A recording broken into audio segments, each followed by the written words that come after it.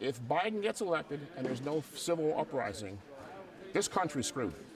While selling weapons at a gun show in Fishersville, military veteran Paul Voska told us he's starting a militia in Augusta County, Virginia.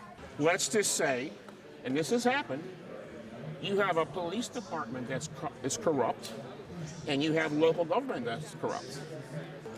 The militia, being on the right side of the community and the Constitution and established laws in this country, would present a force or an intimidation like, hey, listen, this ain't right. Knock it off. According to the Southern Poverty Law Center, high-profile national militias like the Proud Boys and the Oath Keepers are in decline since January 6th. However, Virginia militias are working with local law enforcement and organizing at the county level. You have to self-rescue.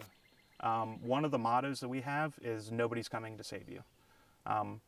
And you need to treat your life like that. Preacher, who agreed to talk with us on the condition we use his call sign, is a member of a militia called the Virginia Kekoas.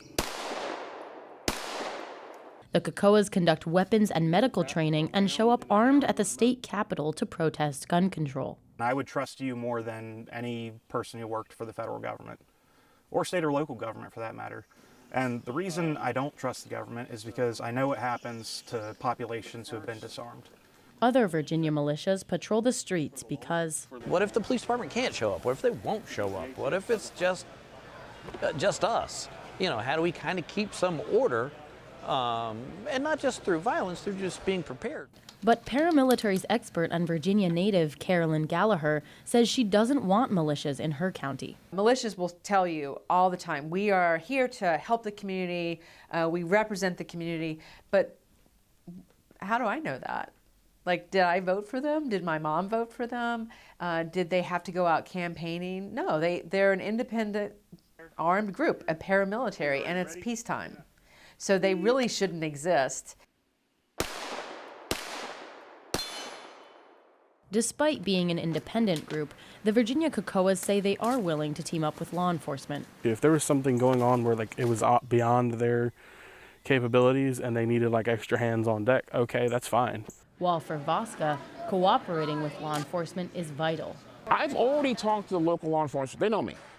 And so I tell them, listen, you get into a problem, need some support, give me a call. But Gallagher says this cooperation is dangerous. The very fact that they're armed and they're kind of organized can put the weight on the scales in politics and business without ever having any connection to what the people want. Gallagher, who grew up an hour south of Charlottesville, says militias resemble guerrilla and paramilitary groups in other countries. These are non-state armed groups. We don't give non-state armed groups like blue ribbons. Yeah. There's like lots and lots of efforts to curtail these groups because it's not safe. Yet, elected sheriffs confirmed they are willing to work with their local militias. If we called on the militia, it would be where we need something now and we have to take care of it now, and then we'll clean up later type thing. But for the most part, most of the militia people I got in my county, they've been zero problem to me. We met Leaf at a convention in Las Vegas for the Constitutional Sheriffs and Peace Officers Association. The organization encourages sheriffs to defy federal laws they view as unconstitutional. But what I would like to see the sheriffs unite and put the federal and state governments on notice that they will not tolerate or allow any more gun control aimed at law-abiding citizens. Some sheriffs say they also rely on their own groups, called posses. And it's basically the same people as it would be on a militia. Oregon Sheriff Bob Songer says he has a posse of 150 members for his county of 20,000 people.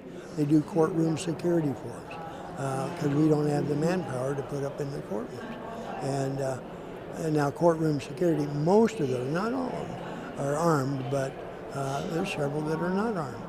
But for Gallagher, armed posses do more harm than good. 150 people for 20,000, like where is this, like what, apocalyptic hellscape are we really in? Voska defends militias, saying they protect communities against protesters like Black Lives Matter. And when they show up, you have local police, state police, sheriff's department, and 300 armed militiamen standing on the streets. What's going to happen? Experts worry militias intimidate citizens and lawmakers, but militia members say they're just exercising their Second Amendment rights. Well, if they're intimidated, that's their own choice, because I haven't said anything to make them feel threatened. You know, if they feel intimidated just because I exist, then maybe they should reconsider their positions.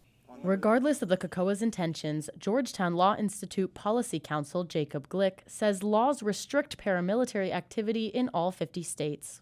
I think it's the job of groups around the country and also groups locally to make sure that we are speaking loudly and clearly about what these laws actually mean and what paramilitary activity actually is, which is unlicensed, unlawful, and dangerous vigilante activity and not constitutionally protected auxiliary services. Glick also says that using the law to crack down on private militias doesn't infringe on individual gun rights. We should not accept the false choice between protecting our communities from unlawful vigilante activity and keeping enshrined in really important rights like the right to free association, the right to assemble, the right to bear arms. These ideas coexist. While Georgetown experts propose legal solutions, Gallagher says if militia members really want to help the community, they can do it without being armed. They're not rich places. There are a lot of volunteer opportunities that would be very useful, where you could do something that's helping your neighbors and you don't need to carry a gun to do it. Because some worry that violence could follow the November elections. If Biden wins, it's automatically going to be assumed he cheated. And there are a lot of people who are on the fringe edge of this. It's going to get violent. And I hate to have that. And that's coming.